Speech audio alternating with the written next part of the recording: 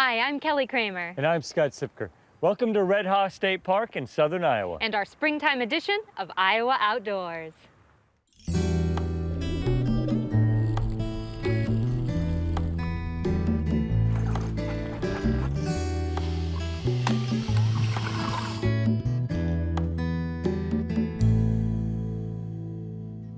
Coming up on this edition of Iowa Outdoors, we'll journey alongside an elite team of severe weather aficionados with a profile of the Iowa Storm Chasing Network. We now have 2 tornadoes on the ground at once, 2 at once.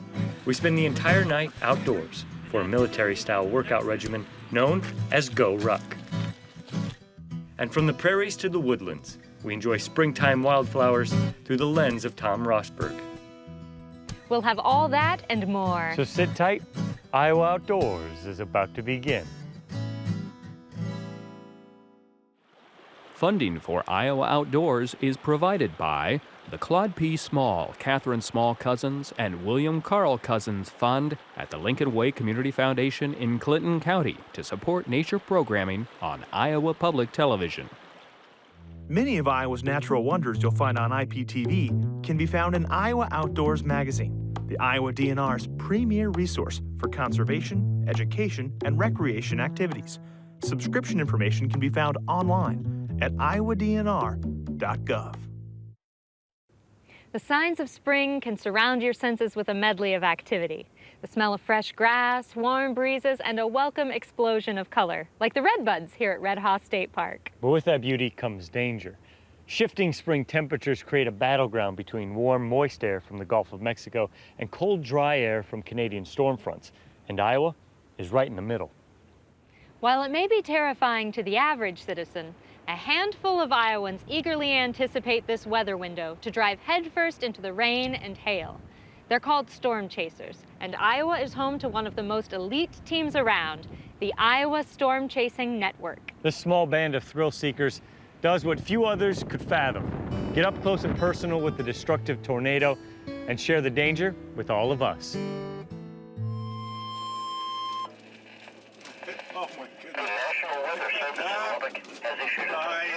There's definitely an attraction to seeing something that the rest of the world doesn't get to witness. It's really a special feeling. You know, there's adrenaline in there, but there's also a sense of awe. There's just so many emotions that are going through your head when you see these incredible sights. Iowa falls all too easily into the old saying, don't like the weather, wait 5 minutes. The problem is sometimes those weather changes take a turn for the severe, and that's what inspired the Iowa Storm Chasing Network. Started in 2008 by Nick Wyig and Ben McMillan, 2 friends with a passion for weather, the group's first chase came with one of the most devastating tornadoes in recent Iowa history, the Appleton-Parkersburg EF5 tornado. We were on a normal storm spotting mission, I guess you could call it. You know, we were looking up at the sky, we had a weekly rotating wall cloud, and at that point we were just calling it in as a normal tornado. We reported to the folks in Johnston at the National Weather Service. Little did we know it was going to turn into that mile-wide killer tornado that so few tornadoes turn into. The video and pictures Nick and Ben were able to share online help meteorologists and local officials understand the magnitude of the monstrous tornado headed Parkersburg's way. And in the moments leading up to an encounter with the tornado, advanced warning can be the difference between life and death. The unfortunate thing is people get very used to seeing a meteorologist on a TV screen pointing at a storm saying, be careful, this is dangerous. They don't take the appropriate action to keep their families and themselves safe. Preparing the unknowing public for the danger headed their way is specifically what storm chasing is all about. Sometimes that extra piece of information is enough to push someone into action to take some of those safety measures that everyone talks about. Go to the lowest level of your home, put as many walls between you and the storm as possible. And if, you know, in an ideal situation, if you have an underground shelter, go to it. Since 2008, the Iowa Storm Chasing Network has grown from its 2 founders to now include 3 forecasters and 4 storm chasers. And instead of just focusing on Iowa, the team now chases tornadoes across the mid and southwest. And as thrill-seeking as its crew might be, none of it would be possible without the team tank, Dorothy. It's a tornado intercept vehicle. It's built to withstand strong winds. It has flaps that goes down to the ground and anchors it. The windows are a 1/2-inch polycarbonate, so the windows are bulletproof. And then it has a 1/4-inch Line-X coating, which will stop a 9mm bullet alone. So there's a lot of armor between us and the outside. And we have a 2013 Ford Explorer, which has all our live streaming capabilities and is our forecasting operations basically on the road. Dorothy and her crew have become quite popular over the years, with both kids and adults being eager to get up close and personal with the team's weather tank. So every year, when severe weather season comes to an end, the team travels the state educating Iowans on the danger of severe weather. And yes, letting curious minds get a good look inside Dorothy. Kids are so involved in weather. You know, they love storm chasing videos. They've seen the Discovery Channel show. They've seen Twister. They love it whenever they can talk to a storm chaser. And so it's a joy to talk to all the little kids, even if they have personal stories, to hear what their testimonials are, that it makes them love the weather as well as our passion. Who's seen a white tornado? Or no? Storm chasers take their appearances very seriously. Beyond teaching the science of tornadoes and giving tours of Dorothy, the greatest message the team hopes to get across is not only what to do in the event of a tornado, but what not to do, which means they spend a good amount of their time busting tornado safety myths.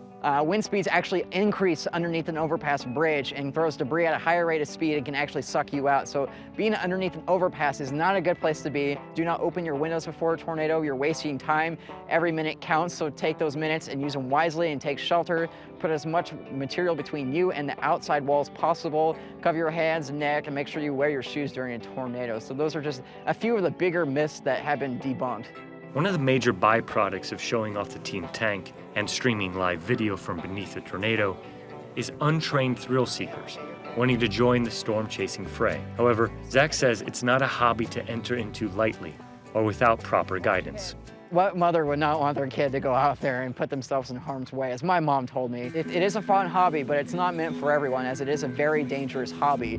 If you do want to go storm chasing, go with someone that has gone before. Never go by yourself, and never go if you haven't gone before. If you're putting yourself to Mother Nature's fury, you can get in trouble. And anyone considering becoming a storm chaser should know it does not pay well. We're definitely not doing this to get rich. You have to be passionate about what you're doing out there. You have to have a love for weather. We all have part-time jobs to full-time jobs.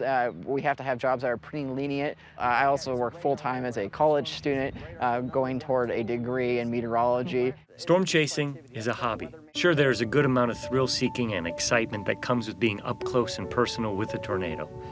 But it is a service that the most brave among us provide. We want to document tornadoes and we want to get the word out about them. And we don't want to see the violent ones, but they're part of the picture. They're part of what we do.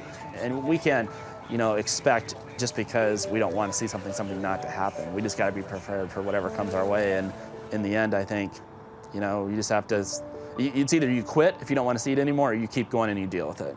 And chasers do end up seeing some truly historic weather. We tracked a storm that started around Stanton, Nebraska, and it had a large, mile-wide tornado on the ground, something we've seen before. But what happened next was really quite historic and something we'd never seen before. It actually formed a second tornado as the storm moved east near the town of Pilger. So we had two strong tornadoes, turning across the countryside, and they were rated EF4, which is the second strongest tornado on the scale in terms of how we rate these things. In terms of the release of energy that was happening off the Earth's surface that day, in my opinion, it was unprecedented. It's something I'd never seen.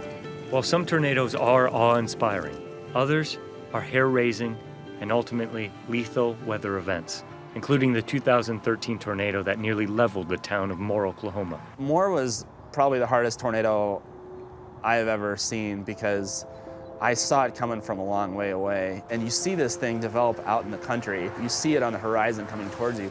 And you just know that no matter what you do, most likely everyone is not going to get the warning. That's really hard when you're trying with every ounce of energy you have to help get the word out that there's something bad coming when people still, end up losing their lives. There's no way around it. Storm chasing is dangerous. Whether it's driving into 250-mile-per-hour winds or dodging debris rocketing out of a tornado, storm chasers are risking their lives gathering weather data.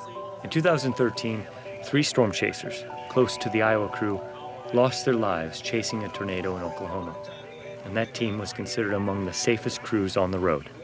Tim, Carl, and Paul were the best in the business, in my opinion. They were on the top of their game. They were conducting record-breaking weather research. These guys were on the cutting edge.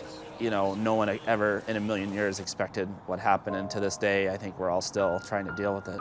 It affected our team very deeply, and so after that, you know, we tried to continue on their legacy on our dashboard. Beginning of every storm chase season, Tim would put a cheeseburger on his dashboard, and he would take it off as soon as he saw a tornado. So, and in memory of Tim, until we see a tornado, then that cheeseburger will be removed from our dash. Knowing firsthand the risks that come driving headlong into a tornado's path, the Iowa Storm Chasing Network continues its work because there's simply nothing like being a storm chaser. You know, Mother Nature produces some spectacular views, and being a storm chaser, you get to see less than 5% of people get to see what we get to see in our lifetime. So it's an amazing opportunity to be a storm chaser.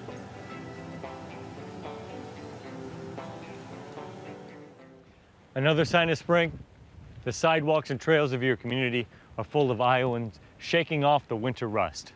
But it isn't just average citizens. Outdoor conditioning is part of some of the most aggressive workout plans administered to our nation's finest soldiers. An outdoor adventure course inspired by Special Forces training is now offered to Iowans who want to take their exercise to the next level of mental and physical exhaustion. We followed one band of Iowans who took this experience head on, or as they call it, GORUCK. It's 9 o'clock on a Friday night.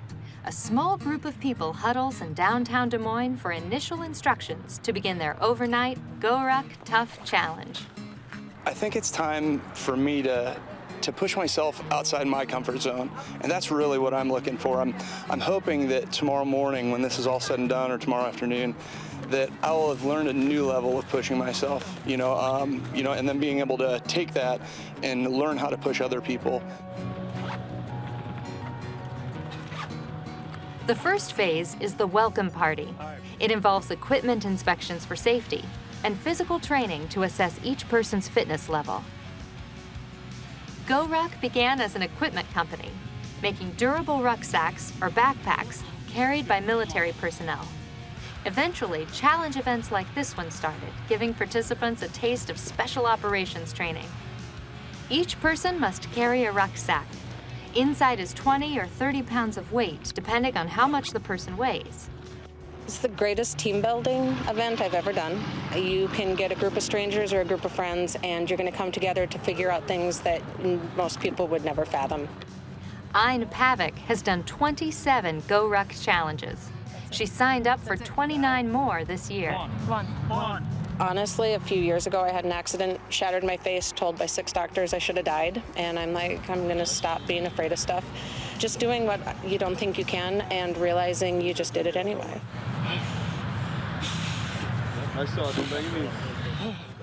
Despite first impressions, this is not boot camp. It's a team challenge. Come on, you can do it. You got this. You got it. You got it. There you go. See? After about 90 minutes, the welcome party is over. Before moving on to the next phase, Brett decides to withdraw. That was epic. It was an epic challenge, and I gave it all I had. I do have asthma. I don't like to think of it as a limitation, but in today's challenge, it absolutely got the best of me. So for medical reasons, I just didn't feel it was safe for me to continue. You need to move together. A cadre is in charge. We agreed not to identify this cadre or show his face for safety and security reasons. He's an active duty special operations soldier, a Green Beret who spent time in the Middle East and shares his real-life military experiences and training with the group throughout the challenge. Definitely like the military aspect of it too. The fact that it's put on by actual either vets or people still enlisted. I think that's pretty interesting too, because from what I can tell, you learn quite a bit from them as you're going along. The next several hours involve movement and missions. The first takes the team to Gray's Lake. The task involves moving up and over a building, and then through water, covering themselves head to toe in sand to prevent reflections and create camouflage. and moving slowly and quietly through the water to avoid being spotted by the enemy. The target is enemy artillery on the other side of the lake. The make-believe artillery is really a heavy log, and once they've secured it, the team has 1 hour to get the artillery, or log, to a drop point about 3 miles away inside Waterworks Park. Okay, go straight. Pass it over. There's a cable coming up. We're gonna go over top the cable. All right. Careful with the log. We're going to take this position over here first. The team arrives at the destination and begins the next mission, carrying more heavy logs, which represent equipment, to a pretend helicopter drop point in a certain amount of time. Keep at the hips real quick. Ready? Yeah. It's dark, it's raining, and each team member digs deep for strength. Hey man, one time, lift that up.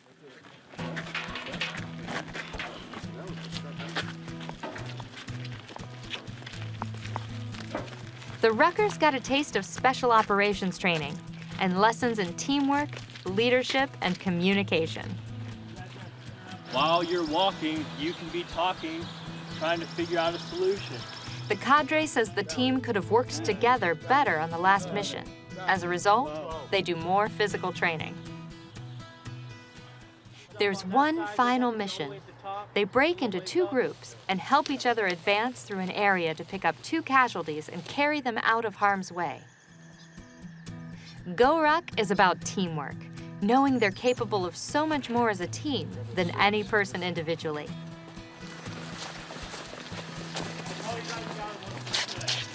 People of all ages, fitness levels, and backgrounds participate in GORUCK challenges. They've pushed themselves, tested their limits, done things they never thought they could do. It's just after 9 a.m. Saturday when they reach the end. The GORUCK challenge covered 12 hours and about 18 miles. I'm exhausted. I mean, it's mentally, physically, everything. It was fun.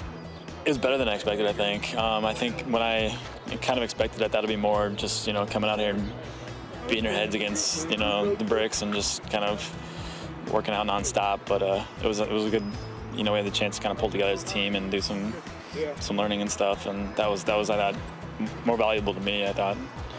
I think everybody had their own purpose, that you kind of dig down deep. When you get to that point, you have to think about it, and I think that's what got everybody through it. Will you do it again? No, I'm sure. Yeah, I will. I'm regretting it right now, my feet are, but yeah, I'll do it again. Some of my favorite ones you learn the most. There's some events where it's more about the beatdown and others where it's more about learning. And I thought this was great. I'd say just do one. The hardest part is signing up. You get there, you have no idea what you're going to do, and you just do it. Hey, great job. Okay, ready? The return of spring means a comeback of sorts for a key ecological habitat in Iowa, the tallgrass prairie.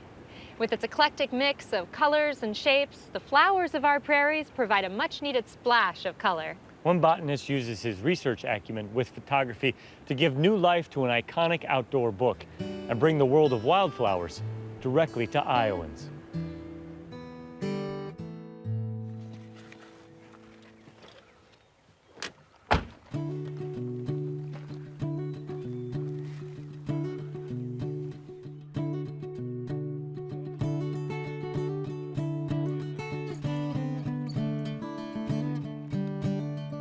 For prairies and woodlands of Iowa, spring is a time of rebirth.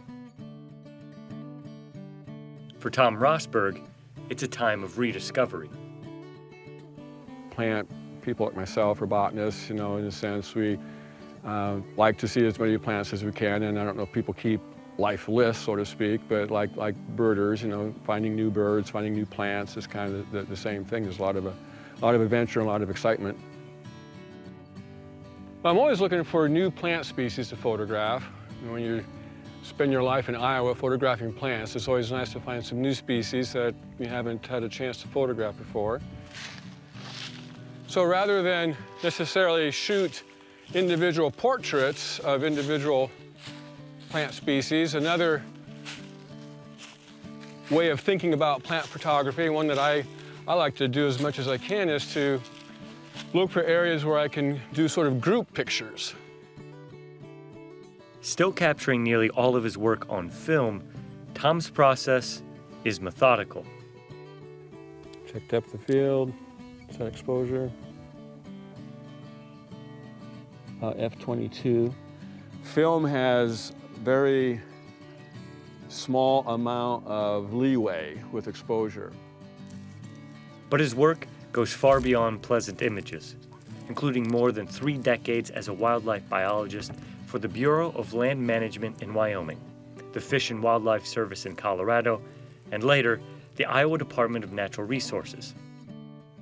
His experience tracks diverse ecological environments with a modern-day focus on the prairie and woodland landscapes found right here in Iowa.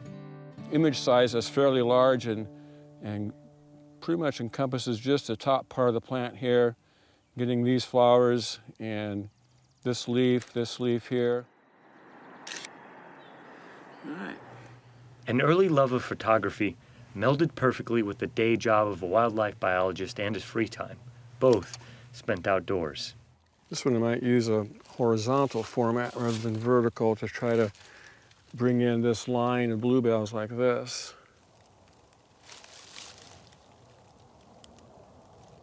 Tom's botanical insight and calm demeanor embody his favorite peaceful days on the prairie. That plant-based acumen paired with a lifetime of photographing stationary subjects prepared him for a perfectly appropriate project: Iowa's quintessential wildflower field guides.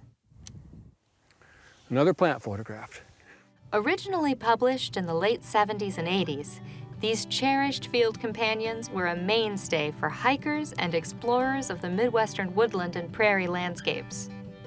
Penned in part by legendary naturalist Sylvan Runkle, the guides were an ecological touchstone for Tom. And when the book publisher came calling for a fresh update, he jumped at the opportunity. I think, one thing that maybe University of Iowa Press was thinking about when they redid that or revised it was, of course, all new images of plants, but also maybe to have more consistency, sort of a style. Yeah, so this is really a nice representation of the herbaceous layer in an oak forest, first part of May. His keen eye was an essential match for a guidebook destined to be the authority on plant species, growing environments, textures, size, and shape. And trying to represent a portrait of the plant in the best way possible to illustrate the plant's beauty, its form, its structure, its identity. This is a guidebook, so you want to be able to ensure that the plant is correctly identified, of course.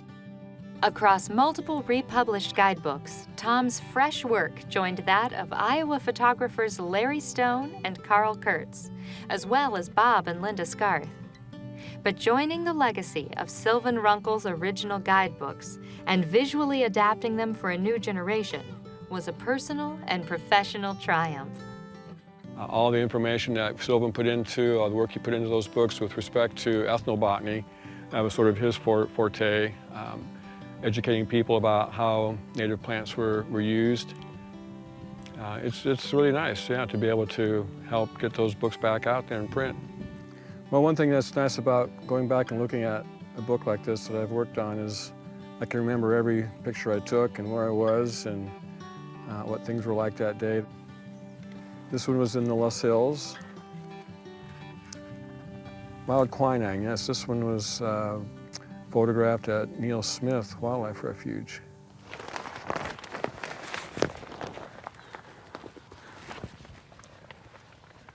And now inside the tent here, everything is calm and perfect diffuse light.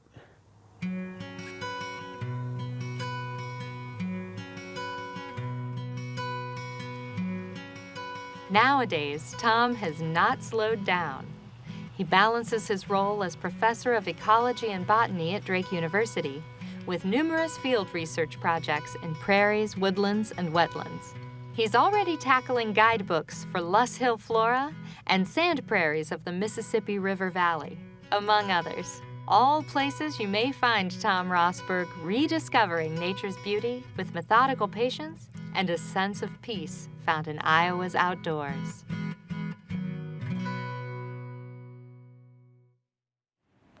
That wraps up this springtime edition of Iowa Outdoors. We encourage you to rediscover our beautiful state parks like Red Haw in southern Iowa.